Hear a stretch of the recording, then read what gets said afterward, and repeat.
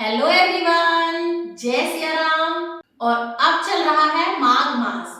और जो लोग माघ मास में स्नान का नियम लेते हैं उन्हें माघ मास का उद्यापन करना पड़ता है, यानी कि माघ मास में किए हुए स्नान का उद्यापन।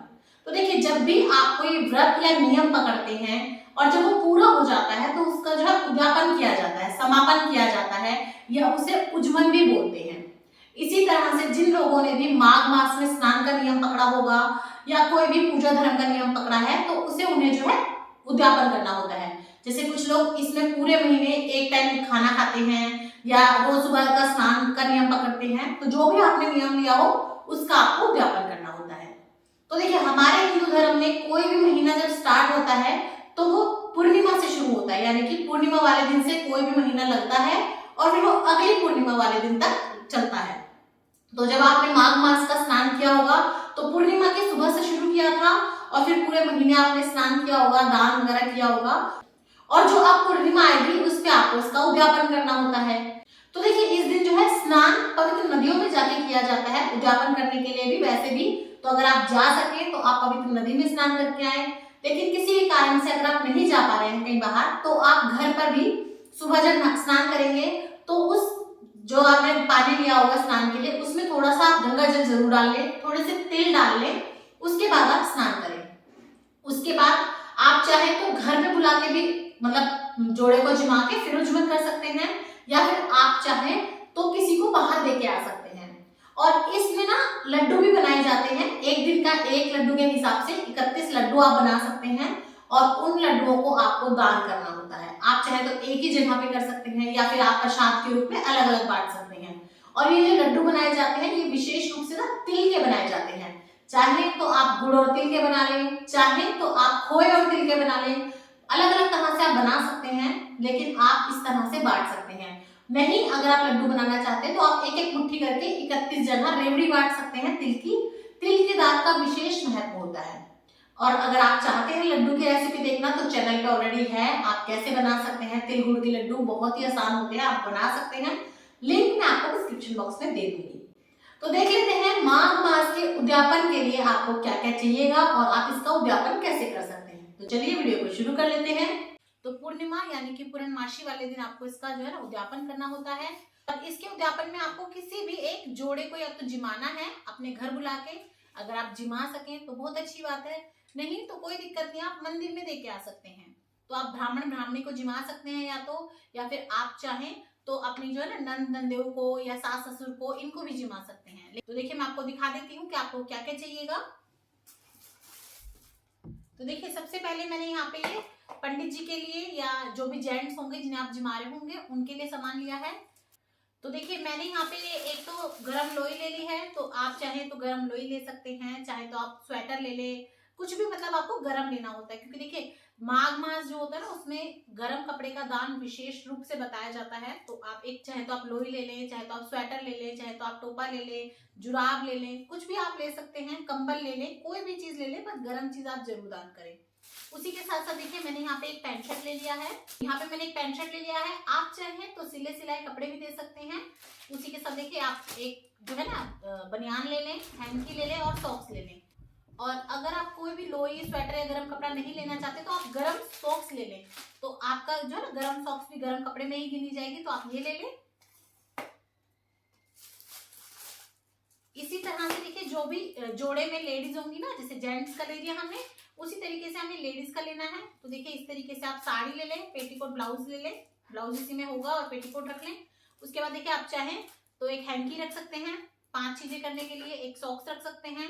तो देखिए, मेरी सॉक्स भी गर्म है, चाहे तो आप खाली सॉक्स दे दें, या फिर आप चाहें तो इसी के साथ एक जो है ना आप इस तरीके से शॉल रख सकते हैं। तो आप पूरी तरह आपके ऊपर है कि आप क्या देना चाहते हैं।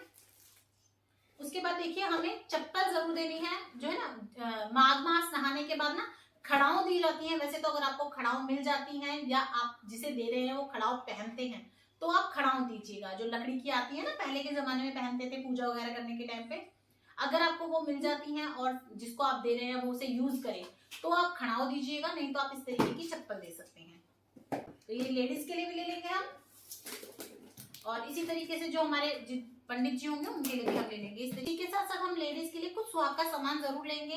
आप अपने हिसाब से कितना भी ज्यादा या कम कर सकते हैं। लेकिन देखिए जैसे चूड़ी वगैरह हुई, बिंदी का पत्ता हुआ और सिंदूरदानी हुई, ये तो आप जरूर दीजिएगा। और हो सके तो आप तेल जरूर दीजिएगा, क्योंकि देखिए ऐसा कहा जाता है कि अगर आप तेल भी देते हैं ना, दान करते हैं ब्राह्मण को, तो बहुत अच्छा रहता है। आपको तेल जरूर दान करना चाहिए ब्राह्मणी को। तो यहाँ पे आप तेल जरूर दीजिए, कम या ज्यादा ये आपके ऊपर है। तो आप तेल दीजिएगा। मैंने यहाँ कंघा लिया है, मेहंदी ली है। आप चाहे तो 5 चीजें भी ले सकते हैं, 7 चीजें ले सकते हैं, या पूरी आप जो है ना पिटारी बना के, सुहाग पिटारी, वो भी दे सकते हैं। तो ये ले लेंगे हम इसके साथ ही। और आप चाहें तो इसी में आप चांदी की चुटकी वगैरह, पजेब वगैरह, सोने का नाक का मोती, कुछ भी बढ़ा सकते हैं। देखिए दान है, आप कितना भी बढ़ा सकते हैं या कितना भी आप जो है ना अपने हिसाब से कम करके भी दे सकते हैं। तो आप इसी में और चीजें भी बढ़ा सकते हैं। आप इसके साथ साथ आप उन्हें रजाई, गद्दा, शॉल, कपड़े, कंबल, कुछ भी और भी दे सकते हैं, राशन दे सकते हैं। और ये देखिए आपको कुछ खाने का सामान जरूर लेना है। और ये देखिए जब भी आप कुछ महा नहाते हैं, कार्तिक नहाते हैं, क्योंकि देखिए स्नान क्या होता है, स्नान करने के लिए हमें लोटा लगता ही लगता है। तो आप जब भी कोई स्नान करते हैं तो उसके बाद आप लोटा जरूर दान करें।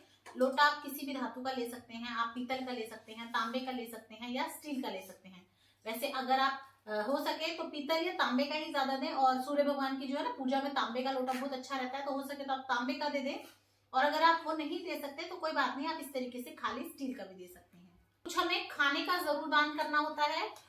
और जब आप माघ मास नहाते हैं तो उस समय पे जो है ना आपको तिल का दान जरूर करना होता है, विशेष महत्व रखता है। तो आप कम या ज्यादा तिल का दान जरूर करें। तिल और गुड़, गुड़ का भी दान विशेष रूप से बताया जाता है। तो देखिए यहाँ पे मैंने गुड़ ले लिया है। गुड़ आप कितना भी ले सकते हैं, आप आधा किलो ले लें, किलो ले लें, 1.25 किलो, 5 किलो, अपनी श्रद्धा के हिसाब से, अपनी जो है ना अपने हिसाब से आप कम या ज्यादा कितना भी ले सकते हैं। तो यहाँ मैंने गुड़ ले लिया है। साथ ही में देखिए मैंने ये तिल ले लिए हैं। और आप चाहें तो गुड़ और तिल अगर आप नहीं देना चाहते तो आप इस तरीके से ना जो रेवड़ी आती है गुड़ की बनी हुई, आप वो भी दे सकते हैं। क्योंकि देखिए इसमें तिल और गुड़ दोनों ही होता है, तो आप ये भी दे सकते हैं। तो आप रेवड़ी ले लें चाहे तो। आप चाहें तो इसी के साथ जो है ना खाने का और सामान भी दे सकते हैं, चावल, चीनी, दाल, मसाले, वो भी दे सकते हैं आप। और उसके साथ साथ हमें कुछ दक्षिणा जरूर चाहिएगी, तो आप पंडितानी और पंडित जी के लिए दक्षिणा जरूर रख दें। उसके बाद देखिए अगर आप घर पे बुला के खाना खिला रहे हैं तो आप जो है घर पे खाना वाना खिलाएंगे, उसके बाद उनको दान दे देंगे। लेकिन अगर आप घर पे बुला के खाना नहीं खिला रहे हैं और आप जो है ना उनके घर पे लेके आएंगे, तो आप उन्हें कुछ भी खाने का जरूर दे के आए। चाहे तो आप कम या ज्यादा दें, पर जरूर दें। इस तरीके का कोई भी डिब्बा ले सकते हैं मिठाई का, जो है वो आप एक डिब्बा ले लें, आधा किलो का, किलो का, जो भी है वो आप दे दें। तो इस तरीके से कुछ सामान है जो आपको देना होता है। तो देखिए अब बात कर लेते हैं कि आप इन्हें देंगे कैसे। तो देखिए पूर्णमासी वाले दिन अगर आपका व्रत है तो आप शाम के समय भी जो है भोजन बना के, थाली निकाल के या घर पे बुला के जिमा के तब इन्हें दे दें। और अगर आपने व्रत नहीं रखा है, आप व्रत नहीं रखते हैं, तो कोई दिक्कत नहीं है। आप सुबह ये सारा सामान इकट्ठा कर लें। उसके बाद जो है ना इसके ऊपर इस तरीके से आप जो है मिनस लें, इसे पल्ले में थोड़ा सा जल लेके। मैंने काफ़ी बार बताया आपको कि मिनसते कैसे हैं। उसके बाद आप जो है जिनको भी आपने जिमाया है अगर घर पे बुला के, तो उन्हें दे दें, नहीं तो आप मंदिर में पहुंचा दें।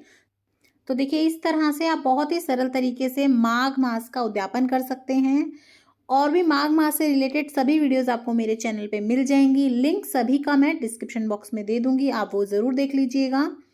और भी अगर आपको कोई क्वेश्चन हो माघ मास से रिलेटेड, उसके उद्यापन से रिलेटेड, तो आप मेरे से पूछ सकते हैं।